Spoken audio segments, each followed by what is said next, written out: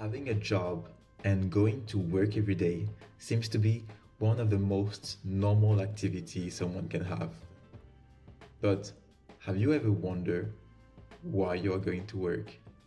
I mean, obviously, you are going to work to make a living and be able to pay your bills, but besides that, why are you going to work?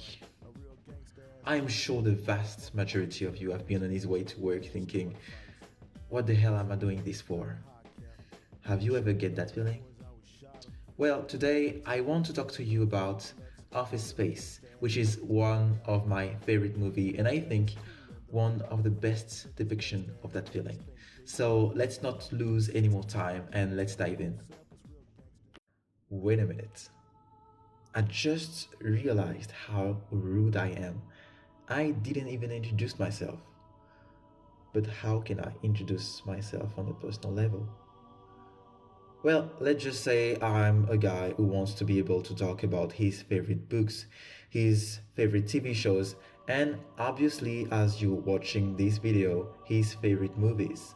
And this is why I've created this YouTube channel for. And why Office Space is my first pick? Simply because it's just my favorite movie. I mean, it's not really my favorite movie, but it's one of my favorite comfort movie. I always watch it when I don't have anything to do, and I just think it's interesting to analyze this movie. So let's not lose any more time and let's really dive in. So, what's Office Space about? Office Space is about the life of a completely normal guy who realized in his late 20s, early 30s that he chose the wrong career. This is the life of Peter Gibbons, who works as a software engineer at Initech and that seemed to have a pretty unfulfilled life. Basically, every day seems to be the same for him. He's stuck in the traffic in the morning, he sits at his desk watching at the walls of his cubicle all day long. He has to fill TPS reports, and on top of that, he has a super annoying manager, Bill Lumberg, who is, in my own special opinion, but I think quite frankly that everyone shares it, is the embodiment of the passive aggressive manager.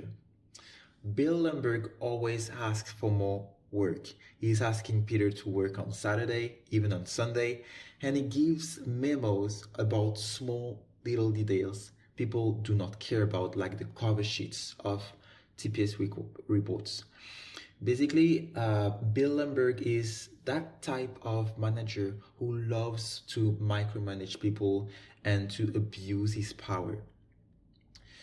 One day, Peter decides to go to an occupational hypnotherapist, and when I say decides, I'm over exaggerating because basically his girlfriend made him too, and he goes to that hypnotherapist to get more relaxed. So this is the goal of the session, and something very interesting happened. The hypnotherapist dies mid-session.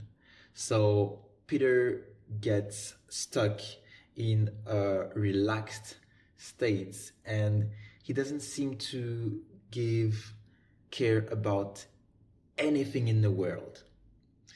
And basically Peter starts to do things he wouldn't have done before. So he starts to playing games while he's supposed to be working.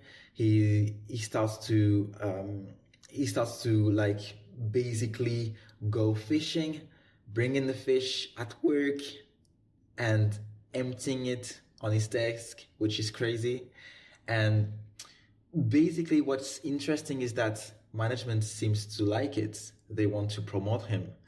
He works less and he gets more respects. And on top of that, he meets Johanna when he's in his relaxed state, and she happened to hate the job too, even though she's not working in the same industry. So Peter just see the injustice in that. He sees that this is not fair. Like He's flaking at work and he's about to be promoted, while his best friends at work are about to be fired. So Peter and his friends decide to make a plan. They decide to mount a money thieves scheme. The plan is very simple. They want to steal a small fraction of a penny at each transaction from the company. The problem is that the software that they implemented in the company has a glitch, and instead of stealing a small amount of money every day, they stole a huge amount of money in a very short span of time. So they freak out. Peter decides to quit the company and to confess his own sins to Lumbergh. But instead of being noticed, it's just not happening. And you know why? Because of Milton. Milton, who is the quiet and a little weird guy that gets constantly bullied, decides to set the building in fire. So their fifth scheme never gets noticed. And this is where the movie ends. And next, we'll see why I chose this movie as my first pick. Remember at the beginning of the video when I told you that Office Space is for me one of the best depiction of corporate life? Well, it's more than that. The whole movie feels like watching a documentary about corporate life. And I can relate so much at a personal level about what Peter is experiencing. It's about the multiple managers getting to your desk and tell you the exact same thing. It's about dreading going to work and having to go to so you can pay your bills. It's about having insufferable managers, and thank God I've never had a manager like Lumbergh. And it's also the whole passive aggressiveness of working in an office setting, like obligations being passed as suggestions. And I said office setting, but basically you can find this in every other job. And I remember a scene from the movie about Joanna's boss telling her to get creative in a way to tell her to wear more pieces of flares. So even though it's a very comfortable movie to watch for me, it's one of my favorite movie because the whole details in that movie are very deep. So that was it for this video. I hope you liked it. If you liked it, please give it a like.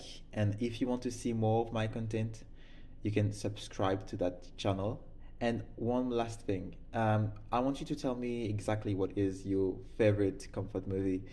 Because to be quite honest, I'm running out of ideas of movies to watch. As I told you, like I've watched Office Space dozens of times, and I want to find my new favorite comfort movie.